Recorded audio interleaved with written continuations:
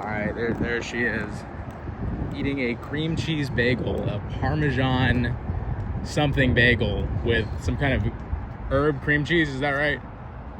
What's our review? What's our? I think it's garlic and other herbs. Garlic and other herbs on the cream cheese. Give it a star rating out of 5. For a bagel, give it a 4.5. 4 point. That's pretty high standing. It's Parmesan-y. Now this was like a $6.50 bagel. That's a little steep for a cream cheese bagel. Is it worth the price? To me, it's under $5. Yeah, but it was over. If it's around $5, it's still cheap.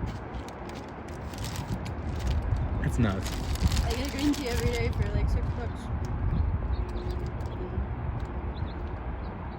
This is why you're broke. Yeah. Get out of here, girl. Get out of here. Kick his ass. Kick his ass. Get him out of here. Get out of town.